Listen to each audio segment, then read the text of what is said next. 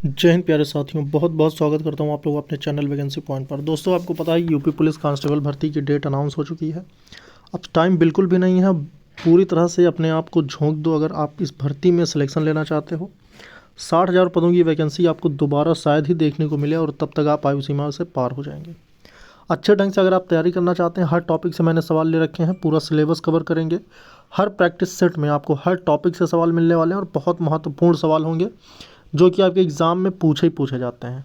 100% selection होगा आपका। आप अगर सीरियस हैं अपनी पढ़ाई को लेकर तो बस ये क्लास सिर्फ और सिर्फ आपके लिए है। ये क्लास डेली 8 बजे अपलोड होती है। इसके पहले मैंने 4 बजे अपलोड करी है हिंदी क्लास, वो भी आप देख सकते हैं। मानसिक अभिरुचि जिससे 20 सवाल आएंगे, वो भी शाम को 6 बजे क्लास डेली अपलोड हो रही है। तो ये डेली क्लासेस के लिए आप लोग चैनल को ज़रूर सब्सक्राइब कर लें। और आइए आज का पहला क्वेश्चन देखेंगे। तो यहाँ पर देख सकते हैं पहला क्वेश्चन आ गया आप लोगों के लिए। जीके जीएस का पूरा पोर्शन कवर करेंगे। हर टॉपिक से, हर सब्जेक्ट से आपके क्वेश्चंस होंगे और वो क्वेश्चन होंगे जो आपके एग्जाम में पूछे जाते हैं। निम्नलिखित में से किस व्यक्ति ने मूल अधिकारों को हमारे लोगों के लिए एक प्रतिज्ञा तथा सभ्य विश्व के साथ किया गया समझौता कहा था? तो मूल अधिकार पर ऐसी टिप्पणी करने वाले कौन थे? पंडित जवाहरलाल नेहरू, डॉक्टर भीमराव अम्बेडकर, डॉक्टर राजेंद्र प्रसाद या फिर राधा कृष्णन। तो ऐसा कहने वाले कि मूल अधिकार जो है ये व्यक्तियों के लिए हमारे लोगों के लिए एक प्रतिज्ञा तथा सभ्य विश्व के साथ किया गया एक समझौता है। इसको कहा था डॉक्टर एस राधा कृष्णन ने। ठीक है, आगे बढ़ेंगे और देखेंगे अगला क्वेश्चन क्या कह रहा है। अगला क्वेश्चन में है, राइबोफ्लेविन की कमी से निम्न में से कौन सा रोग होता है? रोग संबंधित, और वो भी आपकी ये विटामिन फ्लेविन एक विटामिन होती है जिसे B2 कहते हैं। तो B2 का जो रासायनिक नाम है वो राइबोफ्लेविन है। तो राइबोफ्लेविन की कमी से कौन सा रोग होता है? इसका जो सही ऑप्शन हो जाएगा ये हो जाएगा आपका ऑप्शन नंबर डी, चाइलोसिस। ठीक है, इसका ऑप्शन नंबर डी बिल्कुल सही हो जाएगा। और B2 की कमी से और क्या क्या होता है? खराश होता है, होठों में के जो घाव हो जाते हैं वो हो जाते हैं। ठीक है, ग्लोसिटिस हो जाता है। तो ये सभी होते हैं किससे? विटामिन B2 से। ठीक, जिसको क्या कहते हैं? राइबोफ्लेविन। और अगर हम इसके बारे में थोड़ा सा जानने की कोशिश करें तो जो ये पेलाग्रा दिया हुआ है, पेलाग्रा एक प्रकार से त्वचा दाद जो होता है उसे कहते हैं। और ये किसकी कमी से होता है? तो ये विटामिन B3 की कमी से होता है। विटामिन B3 का रासायनिक नाम क्या है? तो इसके रासायनिक नाम है नियासिन। ठीक है, बेरी किस विटामिन की कमी से होता है? तो ये विटामिन B1 की कमी से हो जाता है। विटामिन B1 को क्या कहते हैं? तो इसको थायमिन कहते हैं।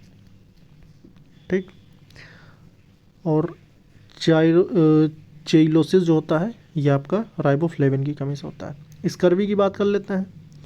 स्कर्वी विटामिन C की कमी से होने वाला रोग है और विटामिन C का जो रासायनिक नाम है एस्कॉर्बिक अम्ल।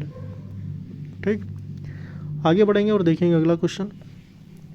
हड़प्पा सभ्यता का स्थल मांडी जो है भारत के किस राज्य में स्थित है? तो इसका जो सही उत्तर हो जाएगा ये हो जाएगा आपका मांडी जो है, या फिर मंडी कह सकते हैं। ये उत्तर प्रदेश में फ़िलहाल स्थित है, मगर ये अगर इसके लोकेशन की बात करें तो इसका जो लोकेशन है ये है आपका दिल्ली से लगभग 200 किलोमीटर उत्तर पूर्व की तरफ। ठीक है, और यहाँ पर चीज़ें थोड़ी सी ये क्यों पूछा गया था, क्यों ये चर्चा में था? तो हड़प्पा सभ्यता का जो स्थल एक मांडी है ये सन 2000 में, ठीक है, 2000 की एक घटना थी। हुआ ये था कि यहाँ के जो ग्रामीण थे, यहाँ पर एक ग्रामीणों ने जो एक प्राचीन खजाने की खोज करी थी। ठीक है, इनके मांडी गांव जो था यहाँ पर एक प्राचीन खजाने की खोज की और लूटपाट के लिए यह उसे लूटपाट कर लिया गया था। तो इसीलिए ये थोड़ा सा चर्चा में आया था। और ये भी माना जाता है कि सिंधु घाटी सभ्यता के वो जो खजाना था वो सिंधु घाटी सभ्यता के काल का है। ठीक है, ऐसा कुछ करके था। फिर अगला क्वेश्चन देखें, निम्नलिखित में से कौन सा रोग मच्छर वाहित नहीं है?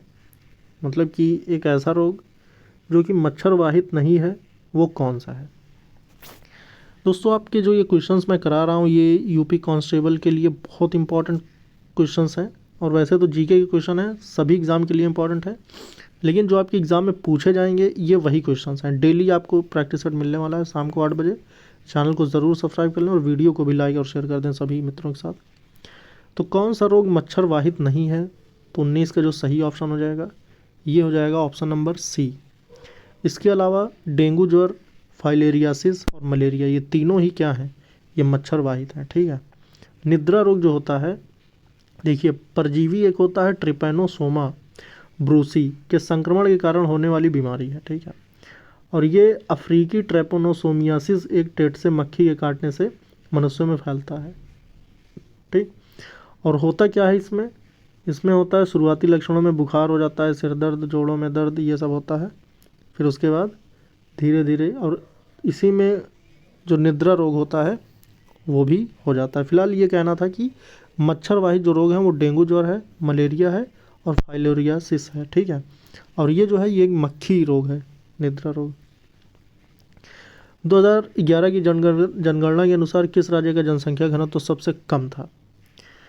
क्वेश्चन नंबर 20 में देखेंगे कि 2011 की जनगणना के अनुसार किस राज्य का जनसंख्या घनत्व तो सबसे कम था? तो इसका जो सही ऑप्शन हो जाएगा ये हो जाएगा option number B, Arunachal Pradesh. और अगर हम बात करते हैं सबसे अधिक जनसंख्या घनत्व तो किसका था? तो ये था आपका दिल्ली का। ठीक। सबसे अधिक जनसंख्या घनत्व तो दिल्ली का था। ठीक है। चलिए आगे बढ़ेंगे और देखेंगे अगला क्वेश्चन। बाटुलिज्म है, बाटुलिज्म आखिर है क्या? तो ये एक प्रकार का देखिए भोज्य पदार्थ से होने वाला संक्रमण है, भोज्य पदार्थ से होने वाला विषैलापन है, जल जनित संक्रमण है या फिर जल जनित विषैलापन है। तो 21 का जो सही ऑप्शन हो जाएगा ये हो जाएगा बाटुलिज्म जो होता है ये भोज्य पदार्थ से होने वाला एक विषैलापन है। ठीक है। आगे बढ़ेंगे और देखेंगे कौन से संविधान संशोधन अधिनियम द्वारा मतदान की आयु को 21 से घटाकर 18 वर्ष कर दिया गया था। ये बहुत इंपॉर्टेंट क्वेश्चन है और इसके साथ साथ हम एक दो पॉइंट और देख लेंगे। तो 21 से 18 कर दिया गया था, मतलब कि 21 पहले था फिर 18 कर दिया गया था। तो ये कौन सा संविधान संशोधन में किया गया था? तो इसका जो सही ऑप्शन हो जाएगा ये हो जाएगा 61वां संविधान संशोधन। और ये कब का संशोधन था? तो ये 1989 का संशोधन था जो कि 21 वर्ष से करके 18 वर्ष कर दिया गया था। ठीक है। आगे बढ़ेंगे और देखेंगे अगला क्वेश्चन।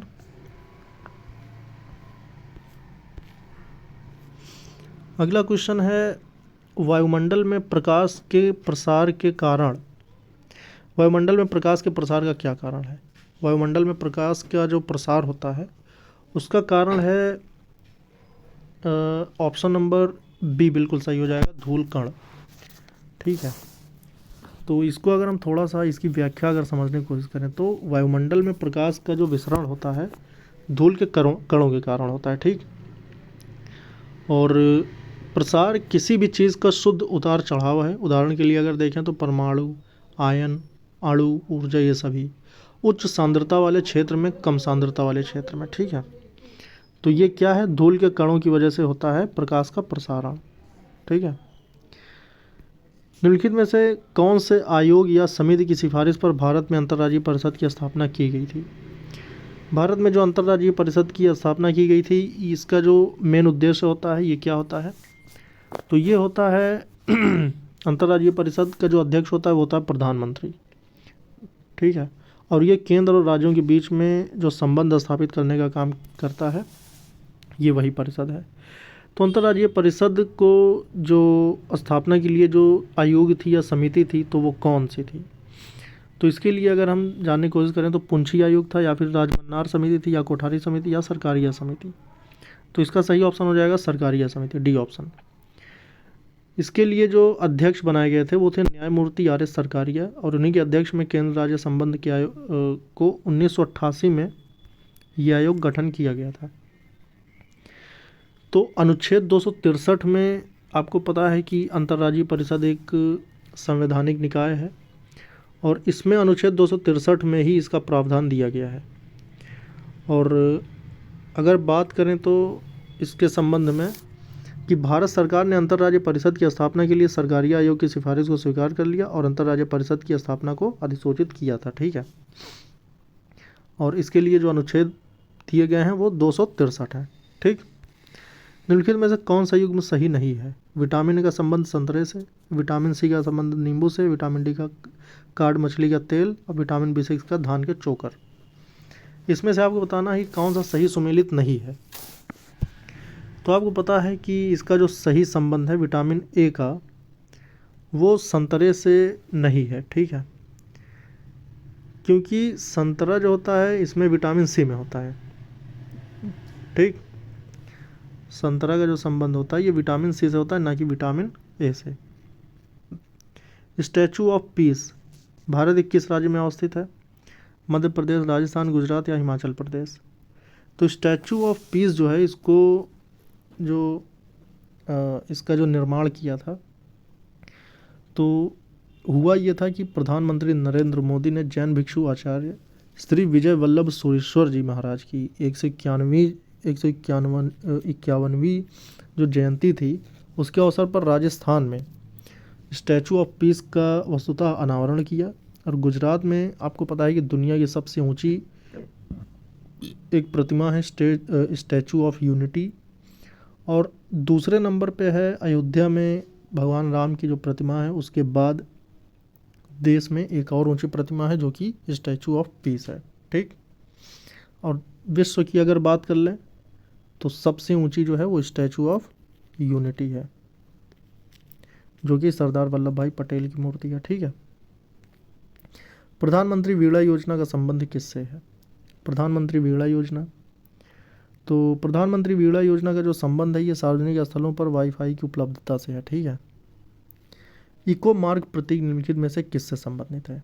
इको मार्क कह सकते हैं या इको मार्क अलग भी इसको कर सकते हैं। भारतीय मानक ब्यूरो द्वारा उन उत्पादों के लिए जारी किया गया एक प्रमाणन चिन्ह है जो पारिस्थितिकी तंत्र पर कम से कम प्रभाव के उद्देश्य से मानकों के एक समूह के अनुरूप है। ठीक है, और ये 1991 में शुरू की गई थी। तो इसका जो सही ऑप्शन हो जाएगा ये हो जाएगा ऑप्शन नंबर बी, पर्यावरण के लिए सुरक्षित सामग्री से। इको मार्क का जो प्रतीक है ये पर्यावरण के लिए सुरक्षित सामग्री से होता है कि जिसमें पारिस्थितिकी तंत्र पर कम से कम प्रभाव के उद्देश्य से मानकों के एक समूह के अनुरूप है। भारतीय संविधान के अंतर्गत निम्नलिखित में से कौन सा मौलिक कर्तव्य नहीं है? तो इसमें से बताना है कौन सा मौलिक कर्तव्य नहीं है। बाकी 3 होंगे, 1 नहीं होगा। आम चुनावों में मतदान, वैज्ञानिक दृष्टिकोण की भावना का विकास, सार्वजनिक संपत्ति की सुरक्षा, संविधान का पालन तथा इसके आदर्शों का सम्मान। इसको पढ़ के ही आपको लग रहा होगा कि कौन सा नहीं होगा। तो चुनावों में मतदान जो है एक प्रकार से देखा जाए तो ये मौलिक कर्तव्य नहीं है। ठीक है, मतदान का अधिकार संवैधानिक अधिकार है, न कि एक मौलिक कर्तव्य, और अन्य सभी मौलिक कर्तव्य हैं और जिनको निहित किया गया है किसमें 51 के ए में। ठीक है, नोबेल शांति पुरस्कार 2020 निम्नलिखित में से किस संस्था के द्वारा प्रदान किया गया है? तो नोबेल पुरस्कार तो हर साल ही दिया जाता है, लेकिन जो 2020 का दिया गया था ये विश्व खाद्य कार्यक्रम के द्वारा दिया गया था। ठीक है, निम्नलिखित में से कौन सा एक सही सुमेलित नहीं है? तो इसमें से शासक और उनका राज्य, राणा हमीर का राज्य मेवाड़, राणा चुंडा का मारवाड़, मलिक राजा फारूकी का खानदेश और मलिक सरवर ख्वाजा जहाँ का मालवा। इसमें से एक सही सुमेलित नहीं है, तो 33 का जो सही ऑप्शन होगा मलिक सरवर ख्वाजा जहाँ का मालवा जो दिया है ये बिल्कुल सही नहीं है। मलिक सरवर के शासनकाल के दौरान जौनपुर आधुनिक बिहार में भोजपुर के पड़ोसी उज्जैनियों के साथ 100 साल की युद्ध में उलझा हुआ था। तो उज्जैनिया सरदार जो थे राजा हर्राज शुरू में मलिक सरवर की सेना में सफल रहे थे, हालांकि बाद की लड़ाई में उज्जैनियों को हार का सामना करना पड़ा और जंगलों में छिपने और गुरिल्ला युद्ध का सहारा लेने के लिए मजबूर होना पड़ा था। ठीक है, तो ये फिलहाल इनका अगर बात करें तो ये जौनपुर जो कि आधुनिक बिहार में भोजपुर के पड़ोसी उज्जैन है वहाँ की ये क्या थे? शासक थे। निम्नलिखित में से कौन सा संविधान संशोधन अधिनियम जीएसटी वस्तु कर एवं सेवाकर नियमों के कार्यान्वयन के लिए आवश्यक प्रावधान करता है? तो जीएसटी के लिए कौन सा संशोधन हुआ था? 35 का जो सही ऑप्शन होगा ये हो जाएगा 101वां संशोधन। और ये कब हुआ था? तो 2016 में हुआ था, और इसको पूरी तरह से लागू कब किया गया था? 2017 में लागू किया था। ठीक है, 1 जुलाई 2017 से। तो ये दोस्तों जितने भी क्वेश्चंस मैं करा रहा हूँ ये बहुत ज़्यादा इंपॉर्टेंट हैं। इन सभी क्वेश्चंस को आपको अच्छे से करना है ताकि आपके एग्ज़ाम्स में आपको किसी प्रकार की भी दिक्कत देखने को ना मिले। निम्नलिखित घटनाओं पर विचार कीजिए तथा उनको कालक्रमानुसार व्यवस्थित कीजिए। इसमें 4 समझिए कि घटनाएं दी हुई हैं, शारदा अधिनियम, नेहरू रिपोर्ट, साइमन कमीशन का गठन और दांडी मार्च यात्रा। इन चारों को इनको कालक्रमानुसार इनको सेट करना है। तो 37 का जो सही ऑप्शन होगा, देखिए जो शारदा अधिनियम था ये 1927 का अधिनियम था, ठीक है। तभी साइमन कमीशन का गठन हुआ था। अगर आप गठन की बात करते हैं तो 1927 में शारदा अधिनियम था। शारदा अधिनियम को ही बाल विवाह अधिनियम भी कहा जाता है। और 1928 में आपको पता है कि क्या हुआ था, नेहरू रिपोर्ट। साइमन कमीशन का गठन की बात करते हैं दोस्तों, यहाँ पर आपको एक थोड़ी सी एक चीज़ समझनी होगी कि साइमन कमीशन का जो गठन हुआ था ये तो 1927 में ही गठन हुआ था, और ये भारत कब आया था, 1928 में आया था साइमन कमीशन। मगर यहाँ पर अगर हम बात करते हैं तो साइमन कमीशन का जो संविधान था ये 1929 में इसके लिए मतलब चीज़ें वो हुई थी, तो इसका संबंध कुछ ऐसा करके था, मगर यहाँ पर इसका लिखने का कुछ जो मकसद था वो इसने गलत कर दिया है।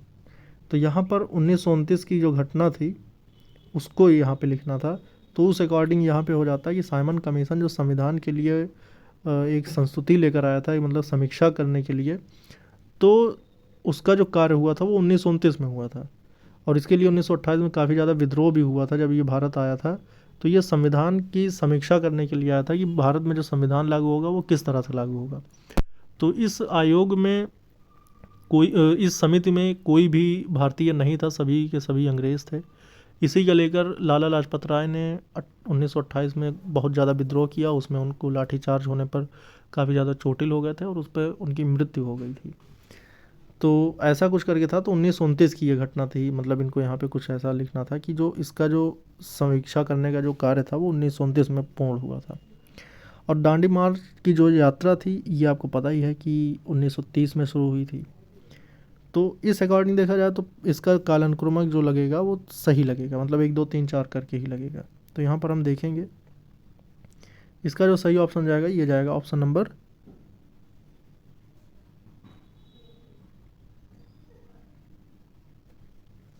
वेट इसका जो ये दिया हुआ है ये 1927 ही होगा। शारदा अधिनियम भी 1927 का है, ठीक है। ये 1928 का है और ये 1930 का है, ठीक है। इस अकॉर्डिंग देखा जाए तो ये हो जाएगा आपका ऑप्शन नंबर ए। रक्त में किसकी उपस्थिति के कारण ब्लू बेबी सिंड्रोम होता है।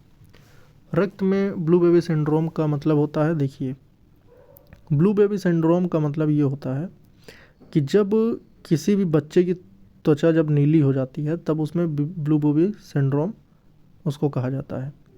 और ये होता तब है जब रक्त में पर्याप्त मात्रा में ऑक्सीजन उपस्थित नहीं होती, तब क्या हो जाता है, ब्लू बेबी सिंड्रोम।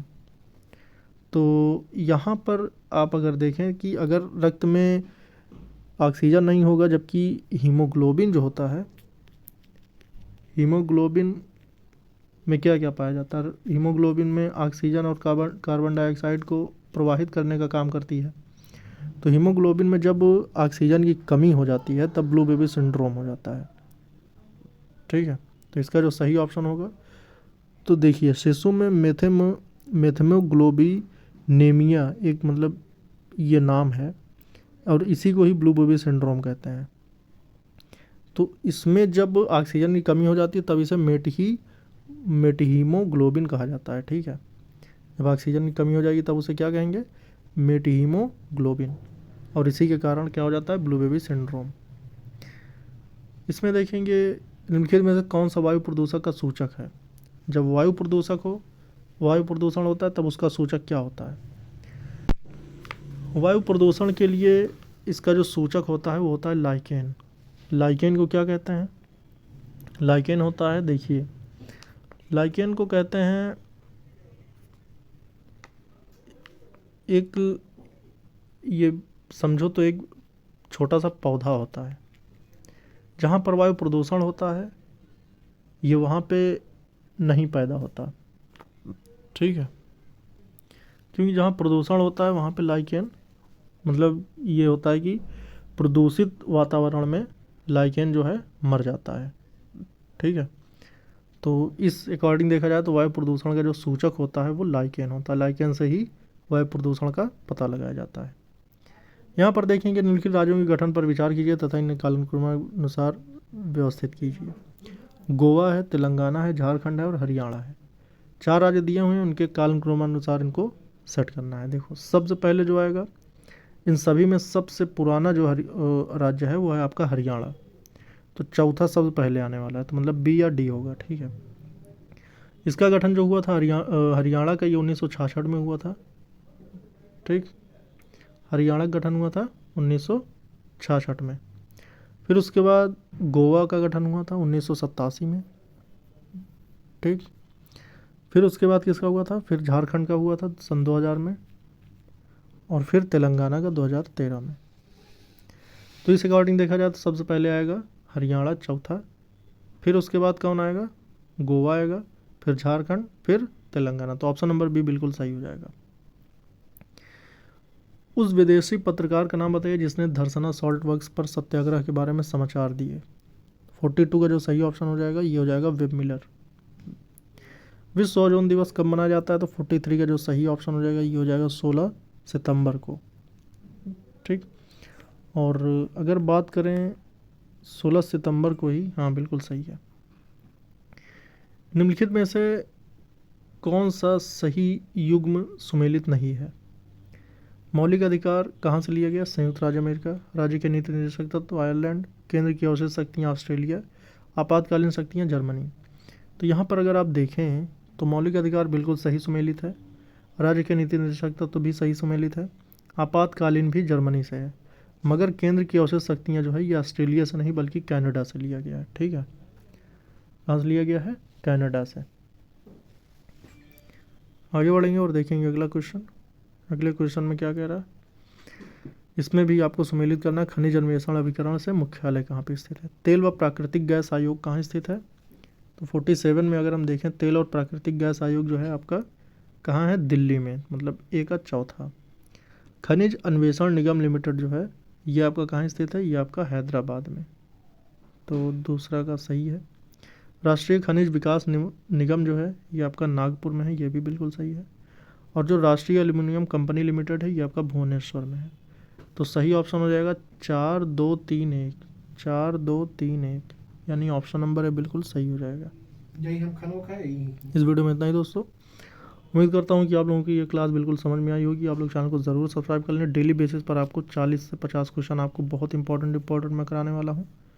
इस वीडियो में बस इतना ही रखेंगे, फिर मिलेंगे कल शाम को ही 8 बजे। आपको पता ही है कि डेली और आपकी 3 क्लासेस अपलोड हो रही हैं। 4 बजे आपकी हिंदी की, 6 बजे मानसिक अभिरुचि की, और 8 बजे जी के GS की। इस वीडियो में इतना ही दोस्तों। जय हिंद।